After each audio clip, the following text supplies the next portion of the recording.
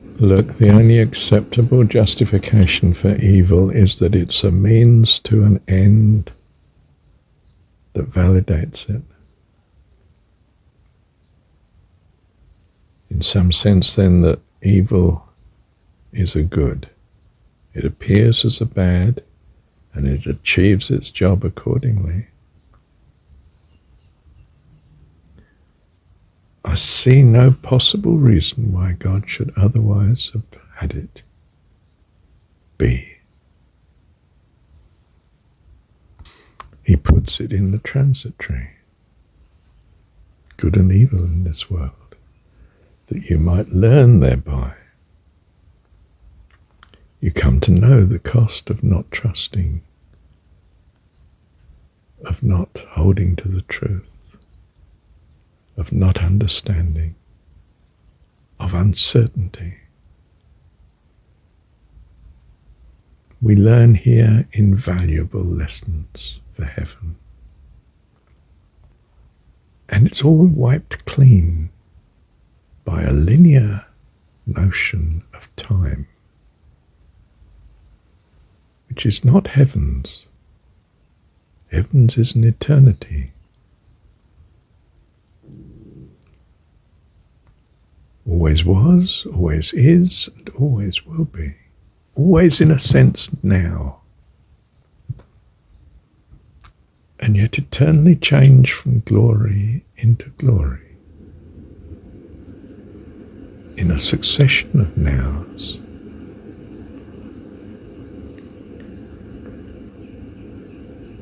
In which is endless communion and fellowship.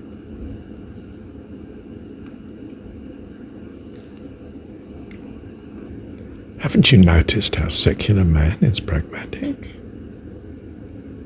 He goes to war because it's a necessary evil to protect himself from a worse evil.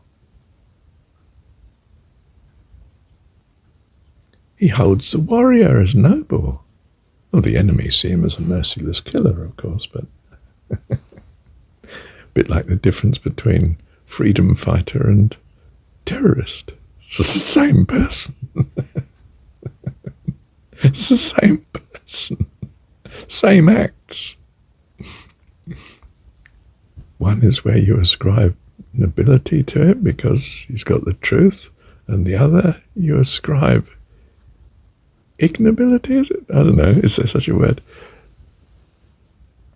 Because he's willfully evil.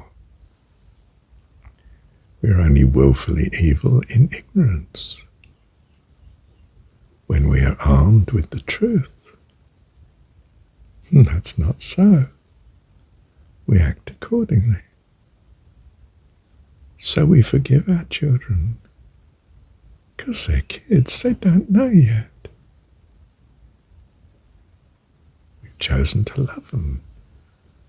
We hold a view of what they are in eternity. My joy, my family, my kids.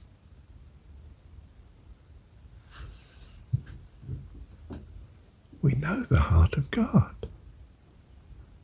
Isn't that just lovely? Thank you, Heavenly Dad. Look, I hold that heaven is eternal, not hell. It is the goodness of God that is eternal. That's all I will accept.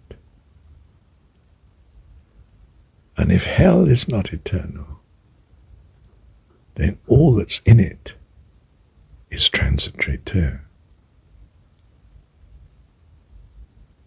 Not only is it transitory, but my God is all-powerful and all-loving. And if I, in my incompetence, still value that none should perish, there is no way my God has to put up with anyone that perishes. He brings them through to glory. Is anything too hard for our God of the living? For all live unto him. And he knows what true living is. This is life eternal, to know thee. I tell you, there's not a spirit conceived of, even, that will not embrace knowing God and be transformed. It may be the work of angels, not of men. But we are higher than the angels. Don't think I want to say that because I want the angels to be equal with us. I really do, with all my heart. How much more God? So that's what it is. Thank you, Heavenly Dad. How can a lie be a blessing? Because it presented as evil. And it's a lie. It's actually for good. By our God. He's allowed it for good. So, being consistent, I say, how would I have truly understood the value of truth? Except I compared it with a lie. Or that which seemed to be a lie.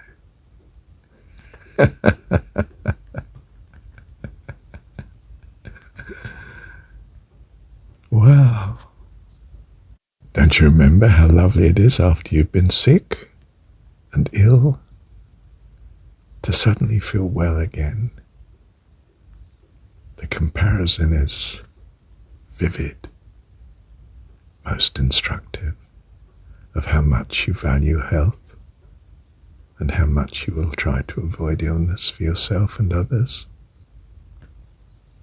Don't despise the world because it has relativities in it. It's an incredible blessing to us. This is how we learn. Learning is at the very heart of coming to know God.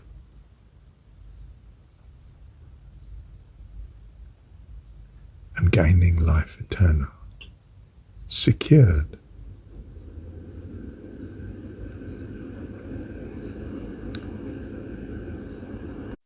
So we come to realize that the universe of the transitory has these amazing qualities, the contrast of good and evil, the relativity, the passing of, the means to an end, the transitivity.